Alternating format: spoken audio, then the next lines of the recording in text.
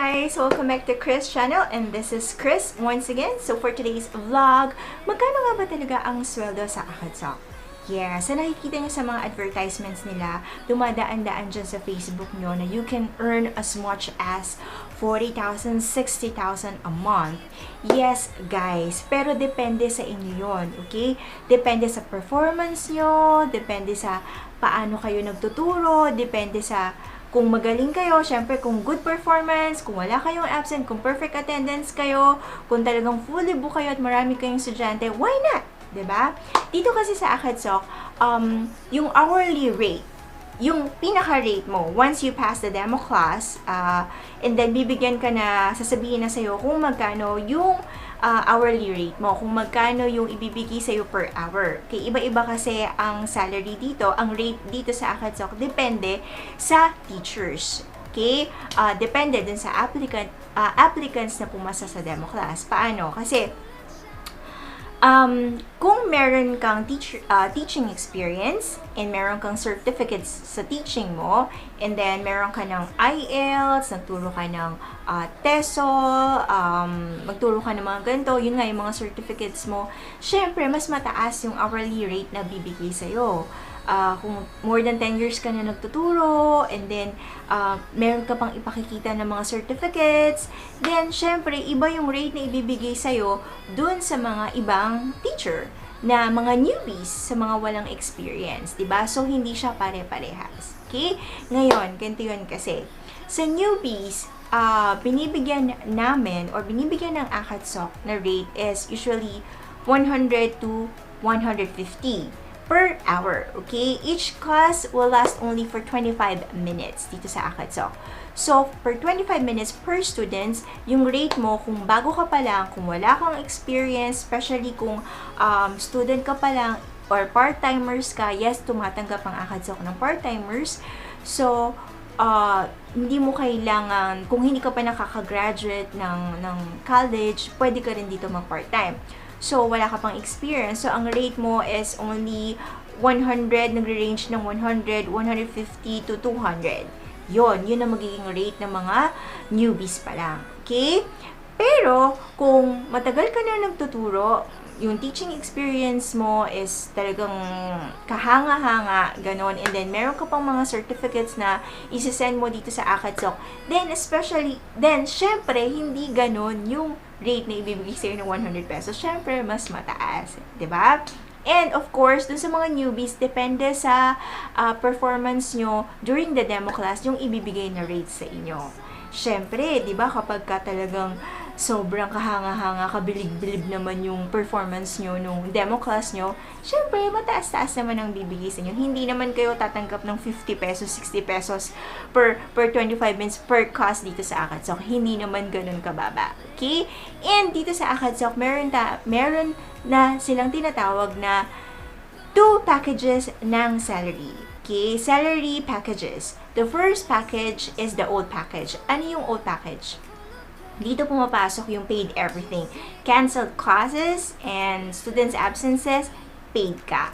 Okay? Ano ba yung mga peak month dito na mas marami kang makukuhang estudyante? 7 to 11 p.m. 7 p.m. to 11 p.m. Especially sa mga newbies pa lang. Sa mga bago pa lang, yun pa lang yung slot na mostly ino-open ng mga TM nyo sa inyo. 7 p.m. to 11 p.m. pa lang. Or 7 p.m. to 10 p.m. yung mga i-open na slots na pwede kayong magturo. And then, whether you have students at the time between 7 to 10 or 7 to 11 p.m., may students ka man o wala, canceled man yung klase mo or absent man yung student mo, you're paid. Okay? Yun yung tinatawag nilang old package. And then, second one is the new package. Ano yung new package? Dito, para sa mga mostly sa mga nag-work, sa mga nagpa-part-time, kung nagtatrabaho ka sa umaga or student ka sa umaga and then gusto mong kumita sa gabi, dun ka pumasok sa new package. Pwede sa'yo yun. Kasi dito, walang students, walang class, no pay. So, ikaw ang pipili ng time mo. Okay? Basta at least 4 hours. Kailangan ang kuhain mo is at least 4 hours. Huwag naman yung 2 hours or isang oras ka lang na mag-o-open ng slot. Okay, at least 4 hours ka mababakante or available, pwede mo siyang kuhain dun sa new packages. Okay? Kaya lang dito nga, no class, no pay. Okay? No student, no pay. Meron kang mga bonuses. Meron mga bonuses, incentives na binibigay ang ACADSOC. Ano yung mga bonuses na yun? Kung perfect attendance ka, may bonus ka. Class completion mo, kung maganda, may bonus ka. Okay? Ano pa? Kung mataas yung enrollment ng mga students mo, ano yung mga enrollees na sinasabi ko? Kung meron kang mga trial cost na binigay sa'yo ang TM mo, ang ACADSOC, and then yung trial cost na yun is nag-enroll sa'yo kasi magaling ka, kaya nagustuhan ka, may bonus ka ron. Bukod sa sweldo mong hourly, bukod sa rate na sweldo mo, okay, meron kang bonus kasi nag-enroll sa'yo yung student na yun, which is only your trial class, pero nagustuhan ka. So, may dagdag na naman yun. 'Di ba? Kung perfect attendance ka, depende pa sa performance mo, then, yun. Madadagdagan yung sweldo mo hanggang sa maabot mo. Huwag kang tumigil kung gusto mo talagang makuha yung nakikita mo sa advertisement na earn as much as 40,000, 60,000 to 80,000. Then work hard for it, 'di ba? Kung walang tiyaga, walang nilaga. So, hindi naman yan babagsak lang sa'yo, 'di ba? Kailangan pagtrabaho mo yan. Pinaghihirapan ng lahat. Okay? So, kailangan ibigay mo, give your best, turuan mo yung mga estudyante mo para mas marami mag-enroll sa'yo. Then, later on, yung 7 p.m. na binigay sa'yo ng TM mo, 7 p.m. to 11 p.m. or to 10 p.m. ka lang. After that, after your provisionary period, and then your performance is really good, then you can open more slots. And then, once na binigyan ka na ng chance na makapag-open ng more time to have more students, then grab that chance to earn that 60,000 a month. Diba? So, ayun guys. So, dito, basta magtrabaho ka lang, basta give your best, and then wala namang madaling trabaho, basta pinasok mo to. Kailangan kasi sa lahat ng pinapasok mo is naninindigan ka. Kailangan pinaninindigan mo lahat ng pinapasok mo. Huwag ka lang basta-basta pasok ng pasok at kailangan din inaalam mo yung mga pinapasok mo. Alright? Hindi basta-basta yung mga bagay-bagay na nakukuha or makukuha kung hindi mo paghihirapan. Alright guys?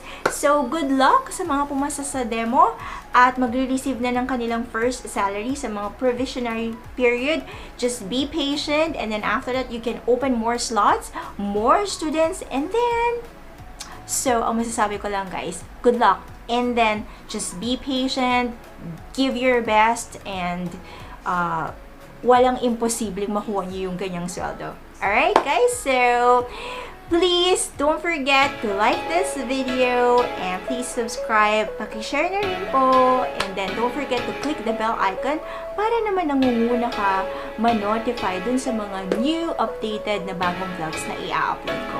Alright guys, so once again, this is Chris, and then thank you for watching Chris channel. Godspeed.